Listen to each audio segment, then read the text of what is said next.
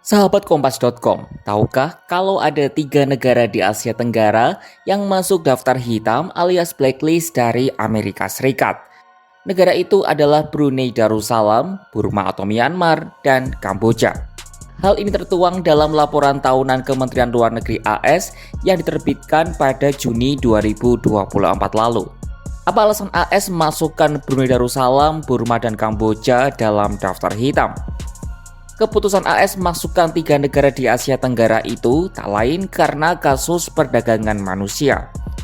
Di Kamboja dan Myanmar, aparat pemerintah dan pejabat bahkan terlibat dalam perdagangan manusia. Amerika menganggap Brunei tidak tegas dalam menghukum pelaku perdagangan manusia selama 7 tahun berturut-turut.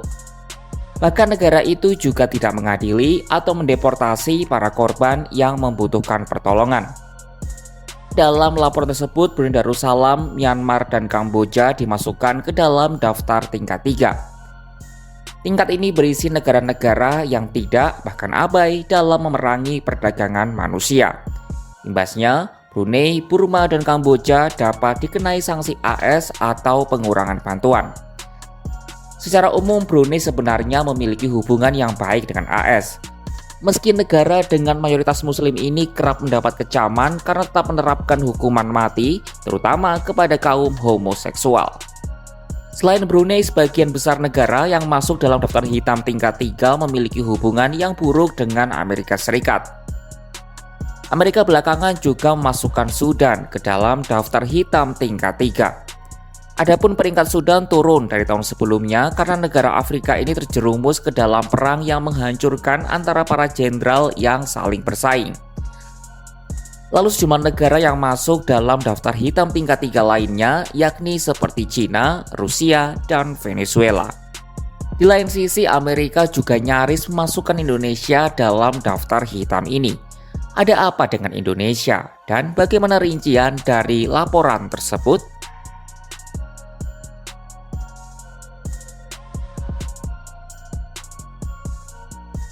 Laporan Kementerian Luar Negeri Amerika tersebut mendefinisikan perdagangan manusia berdasarkan Undang-Undang Amerika soal perlindungan korban perdagangan orang tahun 2000. Undang-undang itu mendefinisikan bentuk-bentuk perdagangan manusia sebagai: pertama, perdagangan seks yakni tindakan seks komersial dilakukan dengan paksaan atau penipuan, atau di mana orang yang dibujuk untuk melakukan tindakan tersebut belum berusia 18 tahun.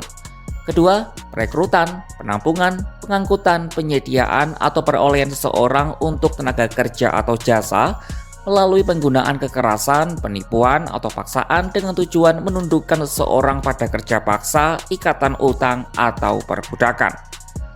Antony Blinken dalam laporan itu menyebut ada sekitar 27 juta orang di seluruh dunia yang menjadi korban perdagangan manusia.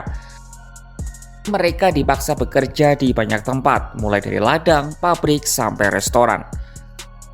Laporan itu mengukur tingkat dan progres pencegahan perdagangan manusia di 188 negara.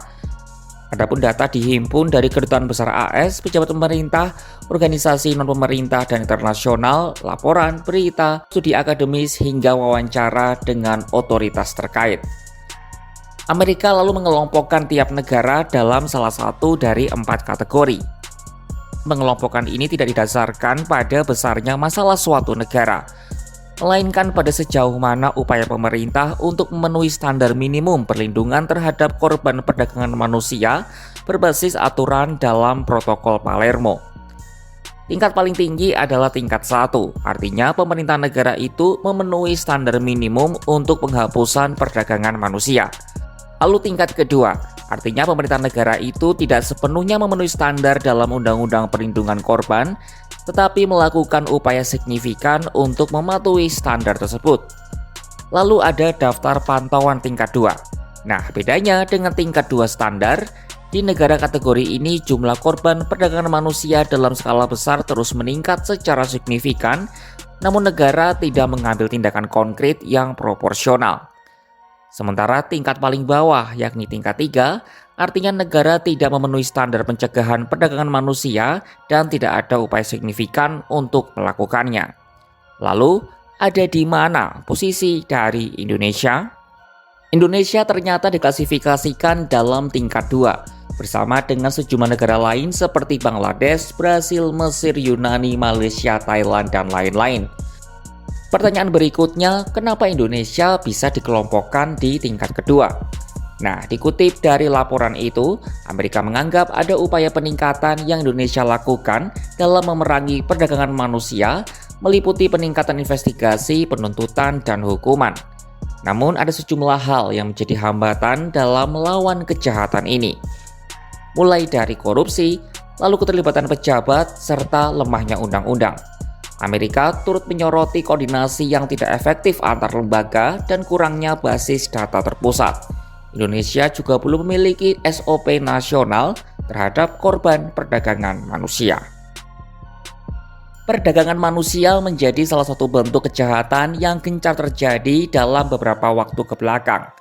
Amerika menjadi salah satu negara yang menyediakan data komprehensif soal kejahatan ini. Laporan yang dibuat oleh Departemen Luar Negeri AS itu menyebut Indonesia ternyata tergolong dalam kategori 2. Sementara negara tetangga seperti Brunei Darussalam, Myanmar, dan Kamboja justru terdampar di kategori paling bawah. Sejumlah evaluasi juga diberikan oleh AS agar Indonesia dapat lebih optimal dalam memerangi kejahatan manusia. Apakah laporan ini akan menjadi evaluasi khususnya di pemerintahan mendatang? Saksikan perkembangannya hanya di kanal YouTube Kompas.com.